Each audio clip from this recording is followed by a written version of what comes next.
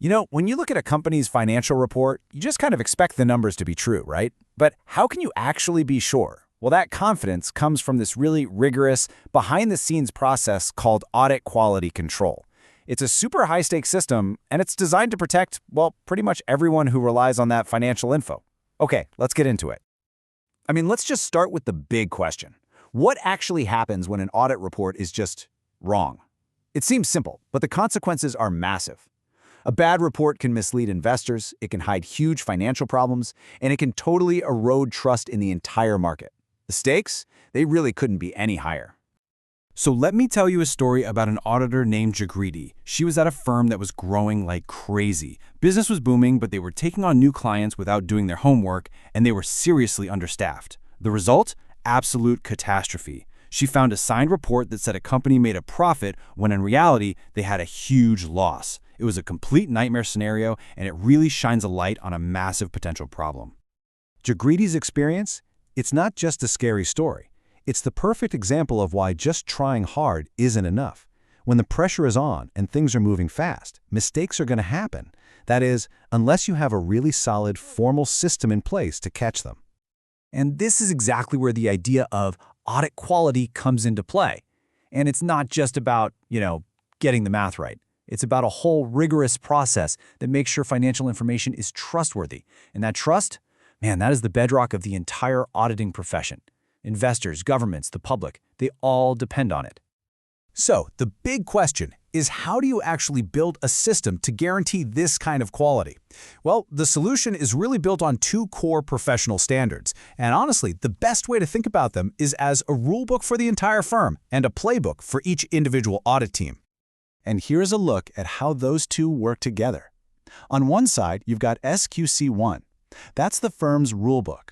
It applies to everyone in the firm for all the work they do. It sets the big picture policies.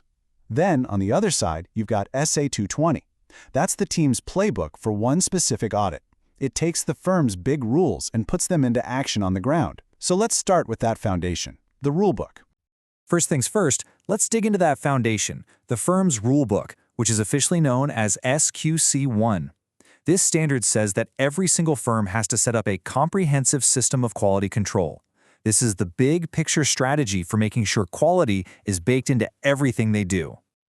And that system is built on these 6 essential elements.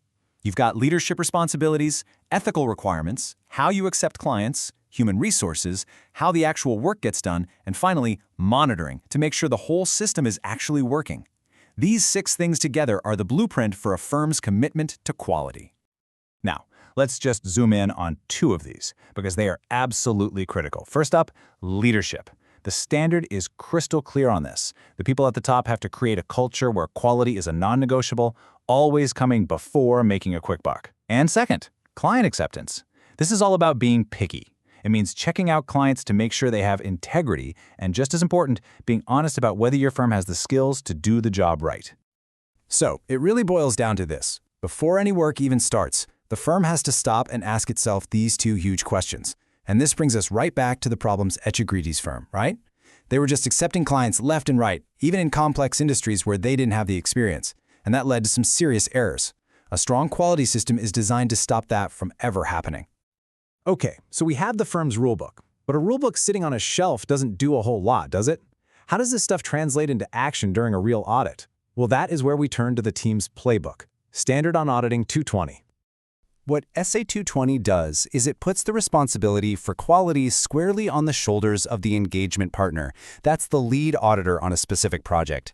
Their job is to take all those high-level policies from the firm's rulebook and actually make them happen with their team out in the field. Now, one of the most important safety checks built into this playbook is something called the Engagement Quality Control Review, or EQCR for short. Just think of it as a mandatory second opinion. For the really high-stakes audits, like for companies on the stock market, an independent reviewer has to come in and take a final look before anything gets signed. And this EQCR process is incredibly thorough. It's not just a quick glance. First, they appoint an objective reviewer who had nothing to do with the audit. That person sits down with the lead auditor and discusses all the big judgment calls and tricky issues. They review the financial statements and all the key documents. And here's the kicker. The audit report cannot be signed until every single one of their concerns has been addressed. It is a really powerful final check. So we've got a system for the firm and a playbook for the team, but what about that final safety net? I mean, who makes sure the audit firms themselves are actually playing by the rules? Who audits the auditors? Well, it turns out there are multiple layers of oversight watching over them. You have the peer review board, where one firm basically reviews another's systems to make sure they're up to snuff. Then there's the quality review board, or QRB, which is a government body that can review the quality of their work. And for the biggest public companies, you have the National Financial Reporting Authority, or NFRA, which has some serious power to monitor and enforce the rules. So yeah, the auditors themselves get audited. Whew, okay. We have covered a lot of ground, from firm-wide policies to individual audit reviews and all these external watchdogs. But it all comes back to one simple, incredibly powerful idea.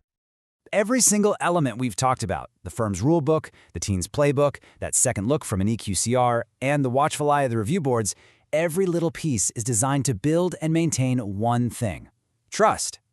Trust that the numbers are real, trust that the reports are accurate, and trust that the entire system is working the way it's supposed to. So with this whole complex system of checks and balances in place, who's the one who truly benefits? The answer is everyone. From an individual investor putting in their savings to the largest pension fund to governments and employees, literally anyone who makes a decision based on financial information is relying on this invisible but absolutely essential bedrock of quality control.